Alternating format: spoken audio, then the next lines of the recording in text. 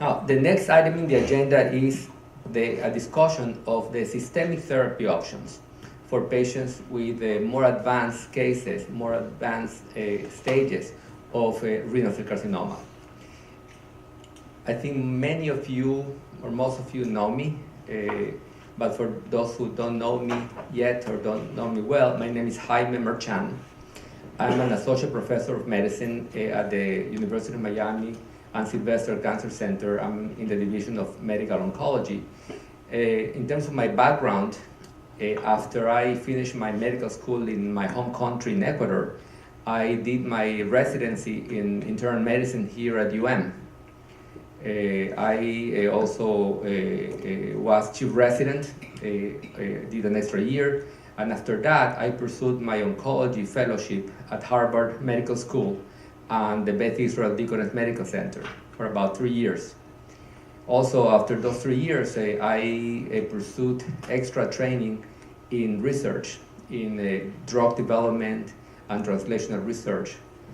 And so I spent 2 extra years at MIT and Harvard to further specialize and pursue my interest in research.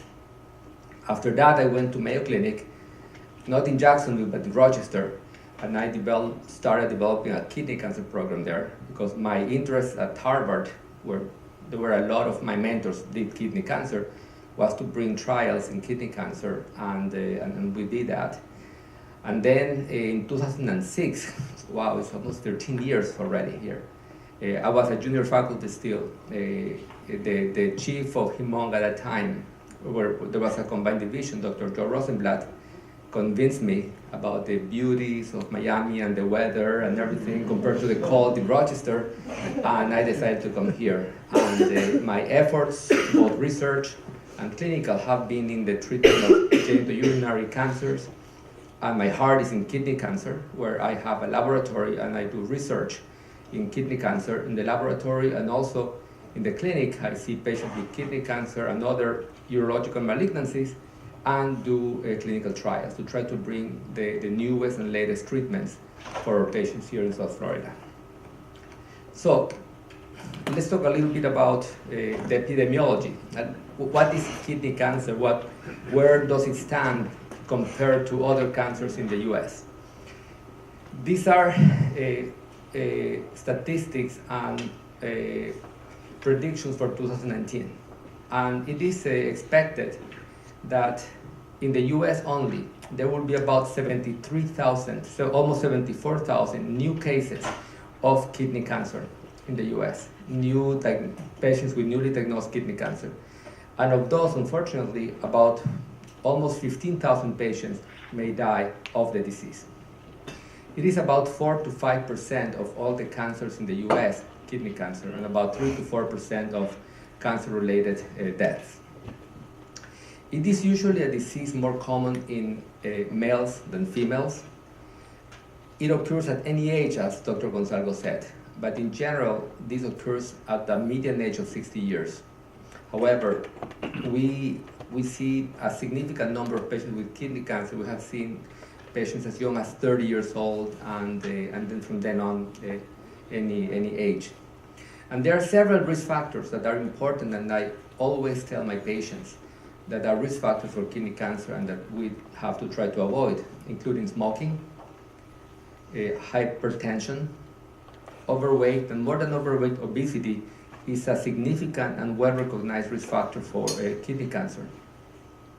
There are some hereditary conditions like acquired polycystic kidney disease, patients who develop multiple bilateral cysts in the kidney that with time may develop into kidney cancer.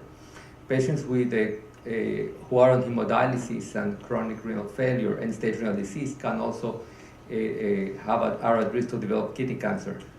And finally, occupational exposure. This is becoming less and less because of the regulations, environmental regulations, etc. But in the past, this was a somewhat important risk factor like exposure to cadmium, asbestos, or petroleum byproducts. In this pie chart that you see on the right of the screen, this is the distribution of kidney cancer stages at presentation. So when we see patients with kidney cancer, the great majority actually are seen on what is found at surgery, whether there are lymph nodes, whether there is residual disease, or whether there are some metastases that showed up after surgery. About 10 to 15% of cases, patients present with what we call regional or locoregional disease, which is that the cancer is not only the kidney, but is around the kidney, like the lymph nodes, or passes through several layers of the around the kidney. And about a quarter of the cases with kidney cancer, patients present with advanced disease, with disease that has metastasized to different organs. Okay, now the tricky part about kidney cancer, even if it's localized, is that there is still a chance, okay? And the numbers are very variable depending on the studies that we read, but up to 30% of patients with localized disease, which is the 60 to 70% of the cases, may be at risk and could eventually develop relapse or metastasis. Kidney cancer comes in different flavors. There are different subtypes of kidney cancer. There's not just one kidney cancer. And the most common type, which occurs in about 3/4 of the cases, is called clear cell or conventional type renal cell carcinoma. The second most common type is the papillary type renal cell carcinoma, which there are type 1 and type 2, which are different in terms of biology, in terms of clinical behavior and aggressiveness. Less common types of kidney cancer, like 5% of the total, is the chromophobe, which usually is a less aggressive type of tumor and mostly treated by surgery if that is feasible. Other uncommon type is called oncocytoma or oncocytic renal cell carcinoma, which also occurs in about 5% of the cases. However, in the last couple of years, there have been many other subtypes, histological or pathological subtypes of kidney cancer that would make an innumerable, too numerous to count, list of subtypes. But these are the 5 more common subtypes. Each of the subtypes, thanks to research that has been done, genetic research and research into the molecular alterations that lead to kidney cancer, have associated the different subtypes of kidney cancer, not all of them, but some of these subtypes, with mutations or alterations in genes that are believed to induce or to increase the risk of the development of the kidney cancer. Okay, one of the most common ones, especially in the clear cell kidney cancer, which occurs in the great majority of kidney cancer patients, is a gene called VHL or von Hippel-Lindau. And I'm not going to go into details, but this is an important gene that actually is a suppressor. It suppresses cancer. And in patients who have clear cell kidney cancer, the great majority, this gene is non-functioning. So the suppressor, the brake against cancer, is gone in these tumors, in clear cell renal cell carcinoma. So this is a little busy slide, and I think we cannot, I'm not sure if we can see the mouse, but so this slide has 3 big components. In the upper part, you can see, like, I think it's beige, which is a tumor, okay, in the upper part. Below, there are these layers of like a small tube in red, which are the blood vessels. On the left part, these cells that look like stars and these ovals on the left side, those are the immune cells. And also below, in the lower part, are the immune cells. So the objective of this slide is to summarize years and years, decades of research that have led to the development of what we use now to treat advanced kidney cancer. So the first part of the 1990s and in the early 2000s, actually when I was in Boston, when I was doing my fellowship training, there was a big hype about a discovery that the scientist who I had the honor to know and meet and talk a lot, his name is Judah Folkman. I don't know if anyone knows about the name Judah Folkman.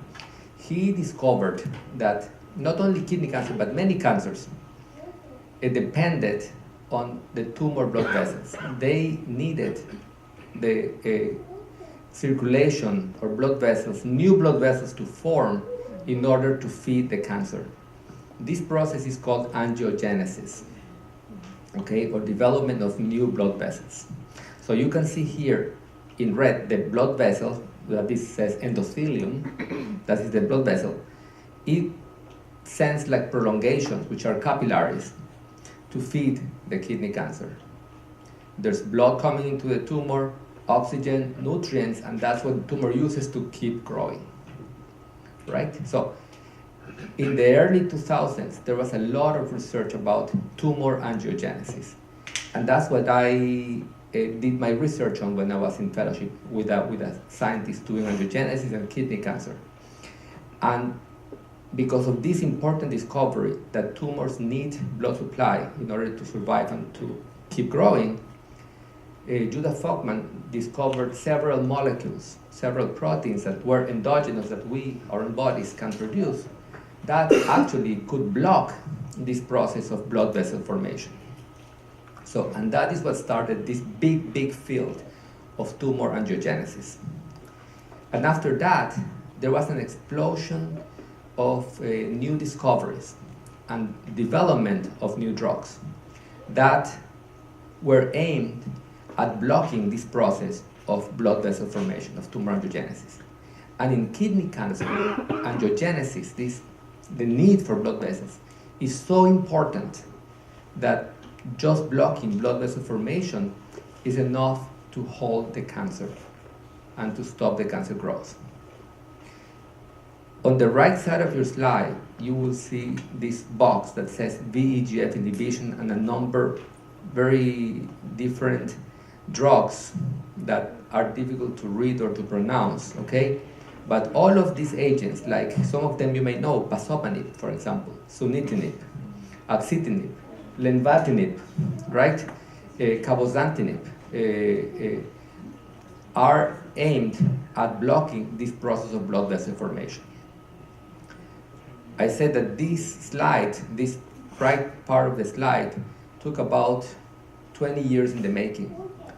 Many scientists, many clinicians, universities, drug companies that developed and worked together to try to bring this, through research, to bring this to patients.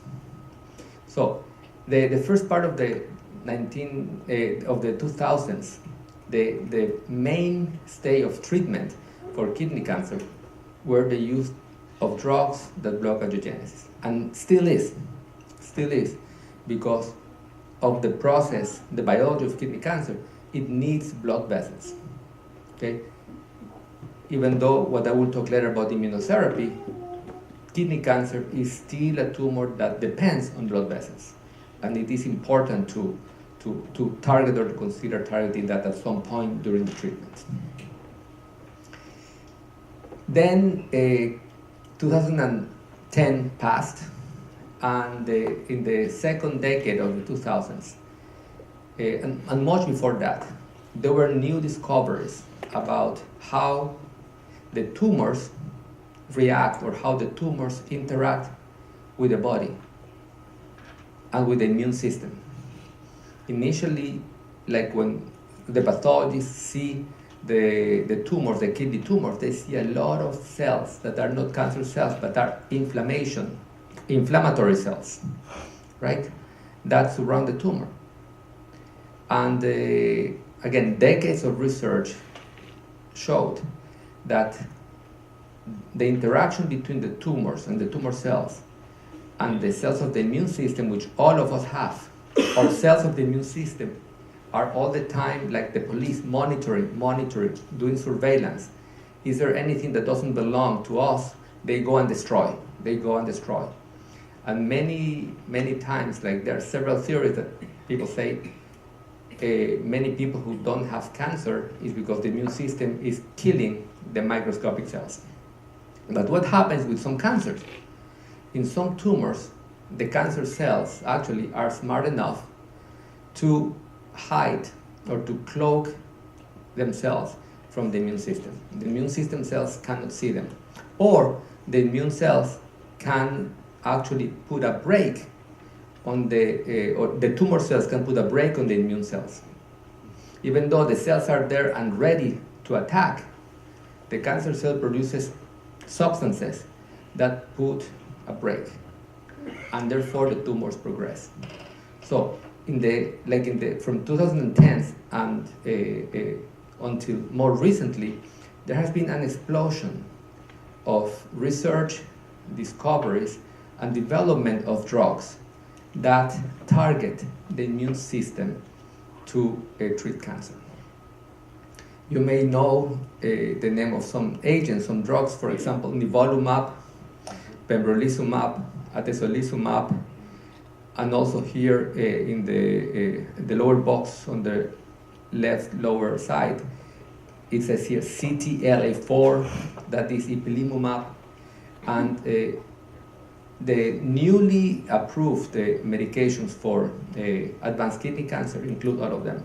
Like some of them are investigational, like pembrolizumab, and we have several of our patients who are on clinical trials with this drug.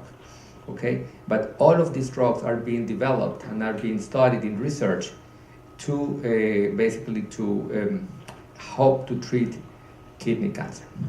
So the take-home message of this slide is this three-part. Okay, the tumor, the fact that kidney cancers need blood vessels, and also that kidney cancers interact with the immune system in a way that the immune system puts a brake to the immune system, so they don't let the immune system kill the tumors. And the drugs that we are using now that have been approved are targeting one way or the other this triangle, I would say. All right, and please feel free to raise your hand and ask questions if you think that you would like to have some questions. All right, so this is a historical tour, again, that took probably more than 20 years in the making. And if we go back to 2005, when I was a very, very early junior faculty going to Mayo Clinic, I actually, we did some of the initial studies of sunitinib that brought it to the market, to the approval. Before 2005, there were very, very few options, and there was a big gap.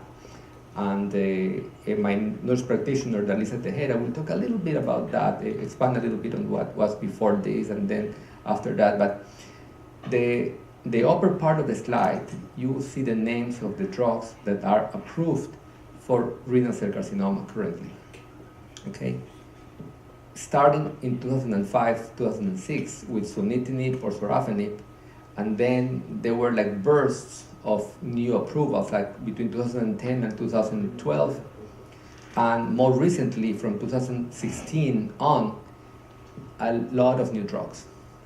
This is great, this is incredible, because from a disease that we had almost no treatment and there was no hope before 2005, now we have a large number of options. And that is great because that provides hope for the patients, right? The doctors can sit down and talk about the different options. So this is great, but there's also a challenge with that. There's different treatments, right? Which one is the best? How do we know which treatment to choose for each patient? The lower part of the slide, this is just a corollary of the upper part, is the percentage that you see is the percent of patients who have had survival more than 2 years or more with some of these treatments, right? Now, how does the doctor, how does the medical oncologist who specializes in kidney cancer decide or provide recommendations? It is a multi-step approach. First, we see the patient, we evaluate the patient, examine, do blood tests, etc. Okay, and depending on the type of kidney cancer, remember that there are different histological subtypes, clear cell, papillary, etc. Depending on the type and depending on how the patient is doing and the blood test, there is some set of criteria that have been developed called IMDC criteria, okay, that count like the time from diagnosis to need of treatment, how good the patient is doing. Many of my patients, they know that we ask, how are you doing? Are you able to do your things? Are you able to do your activities of daily living? That is called functional status or performance status. And what we basically do is that we use that information to guide us a little bit as to where the patients are and what treatments could we potentially offer. If the patients have anemia or not, calcium, platelet count, some subset of white blood cells called neutrophils, etc., right? And then what we do is part of these studies that led to these criteria set several guidelines that we can categorize each patient into different categories. Okay, and the importance of trying to stratify each case is because the research that has been done has basically shown that some treatments may be better for patients who are in one category. We call favorable risk or intermediate or poor risk, depending on how many alterations they have in these 5 or 6 factors that we did. All right? And this slide summarizes more or less the current landscape or the current landscape of treatment that we use. This is not written in stone, and this is not the Bible or something that all the doctors have to abide to, but this is just a guideline. And as Mark said, each patient is different, and each doctor is different. Okay? So we saw that sunitinib was one of the earliest drugs. It's an oldie but goodie. It is still a great option for some patients in first line. Okay? While for patients who meet the criteria to be like intermediate or poor risk, okay, they may be a better candidate for immunotherapies or for other drug combinations. An important question, so we talked about how do we treat patients, what helps us to choose or to recommend treatments. Another very, very important part of the recommendation for treatment is discussions with the patient. Okay, we sit down with the patient, we explain the status of the disease, we explain the options, the pros and cons, the side effects, and we make a decision together, right? So you see here that there are several options. You see one or the other, depending on the patient's, for example, history of other medical conditions, for example, or depending on the patient's preferences in terms of side effects or concerns about some side effects. We may recommend one treatment or the other, okay? So, Mark was saying that when he operates patients, okay, when he removes localized kidney tumors, we always talk and discuss about, like, can we do something to decrease the risk of recurrence, okay? There has been a lot of research in this, okay? This is a summary of results of several trials from 10 years ago, okay? This is history already, okay? Where sunitinib or sorafenib or pazopanib have been tried to give to patients with no cancer but had their tumors removed to see if it prevents cancer recurrence. Unfortunately, benefit you see here, there was no benefit compared to controls, to just standard of care, which is evaluation follow-up. Okay, and that's why it is so important, okay, to see what else can we do, and what else can we do, because immunotherapy and the interaction from the body, the cancer and the immune system are so important in kidney cancer Okay. The modern studies, the current studies, are basically assessing, investigating whether immunotherapy can prevent recurrence of the cancer. Okay, and we participate in this study in the center. Okay, and we are trying to answer that question. All right, we are very, very hopeful that immunotherapy, which seems to be working for some patients, may help try to decrease the risk. The only way of knowing is by completing the study, finishing the study, and doing analysis. But we always encourage our patients to participate in this and many of the other studies that we have. Okay. What is the future in terms of the treatment? We talked about that triangle, remember? The tumor, the blood vessels, and the immune system. And there have been treatments approved that target the tumor blood vessels alone and the immune system alone. The more modern trials right now, what they are trying to investigate is to determine whether a double approach, attacking the immune system and attacking the blood vessels, may work better than each system alone. All right? And there are several trials that have been done. Okay? The ones in stars completed accrual. Okay? We have one trial, the one that is in the center, and we have set some patients in it, and we believe it's very, very important because this may represent the future of how we treat kidney cancer. And many of us who follow the literature, we know that this probably will change how we treat cancer in the next couple of years. There are a lot of new agents and strategies that are under development for kidney cancer, from new generation immunotherapy agents on the left, to vaccines, to a new form of immunotherapy, which is called T-cell therapy. And what they do is patients have their blood drawn, the lymphocytes are removed, the lymphocytes are redesigned to attack the cancer, and then the patient's lymphocytes are put back into the patient. This is mostly, right now, investigational. This is only investigational. And there has been interesting results, good results in other cancers, like in lymphomas or leukemias, to the point that this, what we call CAR T-cell therapy, the lymphocyte therapy, is approved for some lymphomas.